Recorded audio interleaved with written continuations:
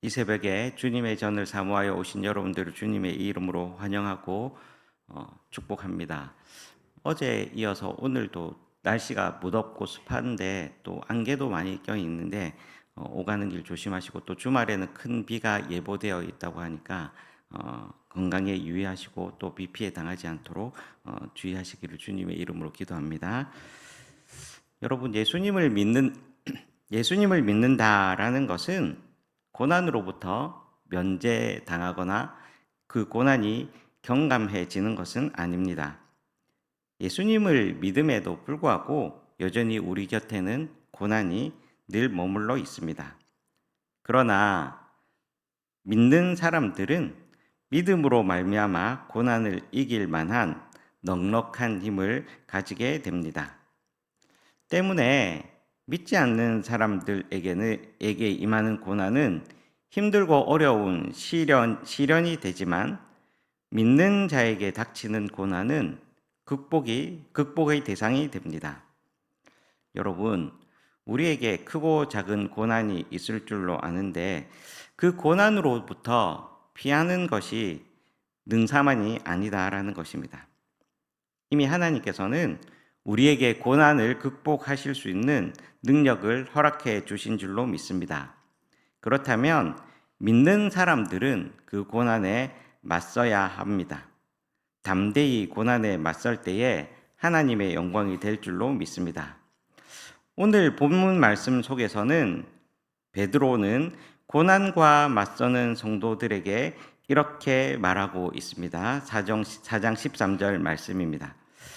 오히려 너희가 고난에 참여하는 것으로 즐거워하라. 이는 그의 영광을 나타내실 때에 너희로 즐거워하고 기뻐하게 하려 함이라. 라고 말씀을 하고 있습니다. 고난이 즐거운 사람은 아무도 없습니다. 고난이 힘들고 고통스러운 것입니다. 그럼에도 베드로 사도는 오늘 본문 말씀을 통해서 우리들에게 오히려 고난을 즐거워하라라고 말씀을 하고 있습니다. 오늘은 그리스도인들이 당하는 그 고난을 같이 묵상해보고, 하나님께서 우리들에게 그런 것을 왜 허락하셨는지 같이 생각해보고 또 은혜를 나누는 시간이 되기를 주님의 이름으로 소원합니다. 여러분, 하나님께서 우리들에게 고난을 허락하신 이유는 고난을 통해서 영원한 것을 사모할 수 있게 되기 때문입니다. 먼저 12절 말씀입니다. 12절 말씀을 함께 보시겠습니다. 사랑하는 자들아, 너희를 연단하려고 오는 불시험을 이상한 일 당하는 것 같이 이상히 여기지 말고 라고 말씀을 하고 있습니다. 베드로 사도는 우리들에게 고난을 이상히 여기지 말라라고 얘기를 하고 있습니다. 고난을 겪는 것이 당연한 일이다, 자연스러운 일이다라는 것입니다. 베드로 사도가 적은 편지인 이 베드로 전서 또 후서는 이스라엘 땅을 떠나서 고난을 피해서 흩어져 있는 여러 사람들에게 흩어져 있는 지파들에게 보낸 편지입니다. 여러분, 고향을 등지고 타국에 살아가는 사람들에게는 여러 가지 어려움이 있습니다. 말하는 것, 또 음식의 차이, 또 입는 것, 또 자는 것 뿐만 아니라 문화적인 면, 이런 면에서 어렵고 고달픈 점이 있습니다. 내가 살아왔던 땅, 내가 살아왔던 민족들과 어울려 사는 것이 아니기에 힘들 수밖에 없다라는 것입니다. 그 당시에 흩어져 있는 이스라엘의 여러 사람들도 이러한 고통과 또한 고난을 겪었을 것입니다. 여러분, 우리 믿는 자도 마찬가지입니다. 우리가 살고 있는 이 세상은 우리가 발을 딛고 살아가고 있지만 우리의 영원한 본향은 아닙니다. 영원히 머물러야 할 내 땅도 아닙니다. 낯선 나라에서 사는 사람들이 그렇게 힘들고 고달픈 삶을 살아가는 것처럼 믿는 사람들이 영원한 내 땅, 내 집, 내 본향이 아닌 이 세상에서 살아가고 있는 것은 당연한 고난이 있는 것입니다. 그러나 하나님께서는 이 고난을 통해서 우리들에게 더 큰 은혜를 주실 줄로 믿습니다. 여러분, 우리가 너무나도 잘 알고 있는 누가복음 15장의 탕자의 비유로 알려진 비유를 한번 생각해 보면, 아버지의 유산을 미리 얻은 탕자가 둘째 아들이 먼 타국으로 떠나게 됩니다. 그곳에서 허랑방탕한 생활로 재산을 다 소진하고 또 그때부터 삶이 고달파지기 시작합니다. 그래도 그는 먹고 살아야 되겠기에 돼지를 치는 자가 되었습니다.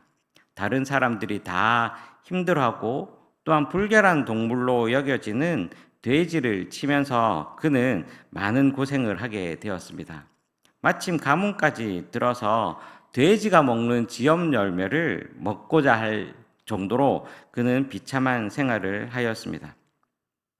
그런데 그가 그렇게 고생하던 중에 그의 입술에 고백을 통해서 하는 말이, 스스로 돌이켜 생각하기를 내 아버지에게는 양식이 풍족한 품꾼이 얼마나 많은가 라고 하면서 그곳을 일어나 아버지의 집을 생각하게 되었고 또 아버지의 품을 사모하게 되었습니다. 여러분, 이 집 나간 둘째 아들이 고난을 당하지 않았다면, 또 편안한 삶을 살았다면, 또한 아버지의 유산으로 그가 자기의 예상대로 자수성가했다면 아마 그는 아버지 또 아버지의 집을 까맣게 잊고 살았을 것입니다. 그러나 힘든 세월 또 힘든 고통을 통해서 아버지를 그리워하게 되었고 또 아버지에게로 돌아갈 수 있는 결단을 하게 되었던 것입니다. 여러분, 하나님께서는 이 땅의 삶의 고난을 통하여 영원한 하나님의 나라를 우리들로 하여금 사모하게 하십니다. 내가 가야 할 본향, 내가 가야 할 영원한 집을 바라보게 하신다라는 것입니다. 물질의 고난을 통해서 물질의 허무함을 알게 해주시고 또한 오히려 하늘의 부활을 사모하게 해 주실 것입니다. 건강으로 인한 고난을 통해서 육신의 한계를 깨닫게 하시고 더 큰 하나님의 나라를 소망하게 해 주실 것입니다. 여러분, 그러므로 고난 중에서 우리의 눈을 들어서 하나님을 바라보고 하나님의 은혜를 더 사모하시는 그러한 귀한 복을 누리시기를 주님의 이름으로 축복합니다. 하나님께서 우리들에게 고난을 허락하신 이유는 그 고난의 목적이 즐거워함과 기뻐함에 있다라는 것입니다. 오늘 본문 13절 말씀인데 13절 말씀을 한번 같이 읽어 보시겠습니다. 시작.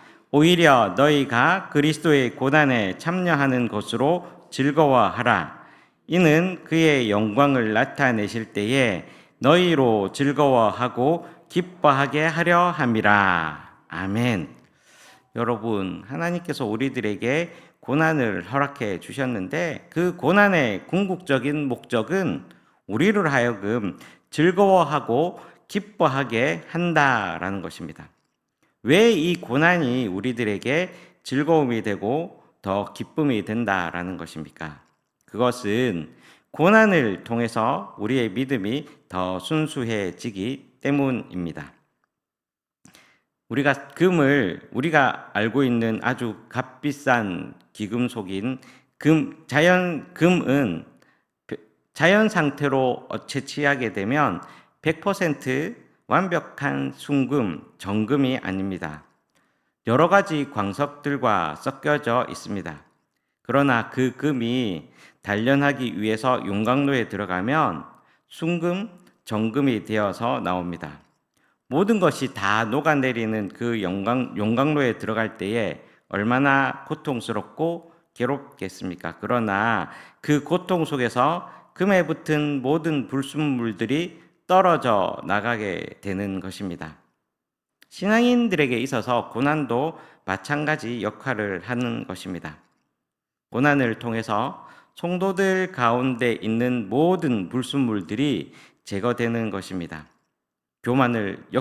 고난을 통해서 내 교만이 떨어져 나가고 내 욕심이 불타 없어지게 되는 것입니다. 세상의 정욕과 시기와 질투와 미움이 떨어져 나가게 되는 것입니다. 그래서 우리가 잘 알고 있는 대로 욥기에서 욥은 이렇게 고백합니다. 나의 가는 길을 오직 그가 아시나니 그가 나를 단련하신 후에는 내가 순금같이 나오리라. 아멘. 욥은 그의 고백대로 고난을 통해 참 귀한 순금과 같은 믿음을 소유하게 되었습니다. 욥의 시험이 끝난 이후에 욥기 42장에 보면 내가 죽게 대하여 귀로 듣기만 하였더니 이제는 눈으로 주를 배움나이다 라고 고백하고 있습니다. 모든 용광로 같은 시험이 끝난 후에 욥의 마음속에 있던 모든 불신앙적인 불순물들이 다 태워지게 된 것입니다. 예전에는 이러한 불순물들로 인해서 하나님을 제대로 바라보지 못하였습니다.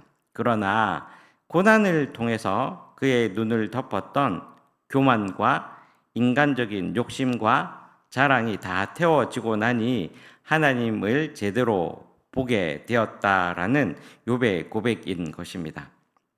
고난을 통해서 욥의 신앙이 더욱더 순전해졌던 것입니다. 성도 여러분, 하나님께서는 우리의 고난을 통해서 우리의 믿음을 더욱 순수하게 해 주시고 우리가 그 불순물들에 가려져서 보지 못했던 그 하나님을 발견하게 해 주실 줄로 믿습니다. 우리에게 있는 고난을 통해서 하나님을 더 발견하고 또 그로 인해 하나님을 즐거워할 수 있는 우리 모든 성도님들이 되시기를 주님의 이름으로 축복합니다. 마지막으로 하나님께서 우리들에게 고난을 주신 이유는 그 고난이 하나님의 뜻 가운데 있기를 깨닫기를 바라신다라는 것입니다. 오늘 우리가 읽었던 19절 말씀입니다. 19절 말씀을 함께 보시겠습니다. 19절 말씀을 같이 읽겠습니다. 시작. 그러므로 하나님의 뜻대로 고난을 받는 자들은 또한 선을 행하는 가운데에 그 영혼을 미쁘신 창조주께 의탁할지어다. 아멘. 오늘 19절 말씀을 보니 고난이라는 단어 앞에 하나님의 뜻대로라는 그러한 단어가 있습니다. 여러분, 그러므로 우리에게 고난이 올 때에는 하나님의 뜻, 하나님의 계획, 하나님의 섭리 가운데 있다라는 것입니다. 세상의 모든 것들이 하나님의 손길 가운데 있고 모든 일들이 하나님의 계획 가운데 이루어진다라는 것입니다. 마찬가지로 성도들의 고난 또한 하나님의 계획 아래 있다라는 것입니다.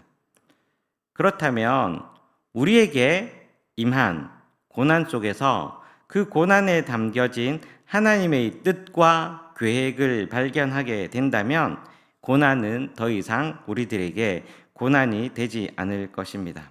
오히려 그 고난은 우리에게 감사와 은혜의 조건이 될 것입니다.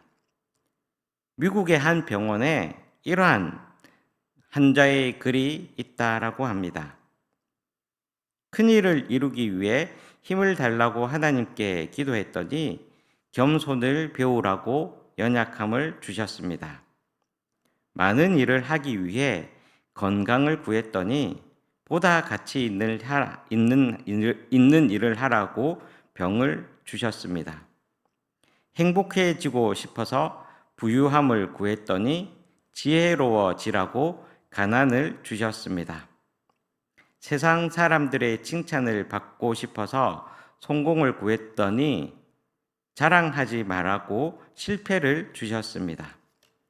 풍요로운 삶을 누릴 수 있도록 모든 것을 달라고 기도했더니 모든 것을 누릴 수 있는 삶 그 자체를 선물로 주셨습니다. 구한 것 하나도 주어지지 않은 줄 알았는데 내 소원 모두를 들어주셨습니다. 나는 가장 복을 많이 받은 사람입니다. 여러분, 이 환자의 글을 보면 그는 질병의 고통과 또 가난과 실패의 고통을 경험한 사람처럼 보입니다. 그러나 그에게서 고난이 고난으로 끝나지 않은 것은 그 모든 고난과 고통 속에서 하나님의 온전하신 뜻을 발견했기 때문입니다. 질병의 고통 속에서 겸손하라 하신 하나님의 뜻을 발견하니 질병도 은혜고 가난함의 아픔 속에서도 삶을 지혜롭게 살아라는 하나님의 계획을 알게 되었다라는 그것도 은혜가 되었다라는 것입니다. 자신의 실패가 뽐내지 않는 삶을 살도록 하신 하나님의 뜻이 되니 그에게 은혜가 되었다라는 것입니다. 여러분, 고난 중에서 고난을 헤쳐나갈 방법을 찾는 것이 우선이 아니라 오히려 그 고난 가운데서 섭리하시는 하나님의 뜻을 발견하고 그 고난을 우리의 신앙적인 성숙과 성장의 기회로 삼아야 할 것입니다. 나아가서 하나님께서 우리들에게 보여주신 그대로 우리는 그 고난을 극복하며 살아가는 믿음의 사람들이 되어야 할 것입니다. 오늘 하루도 주님 안에 동행하면서 주님의 뜻이 무엇인지 분별하며 또 주님의 뜻대로 살아가는 귀한 하루가 되시기를 주님의 이름으로 축복합니다. 기도하겠습니다.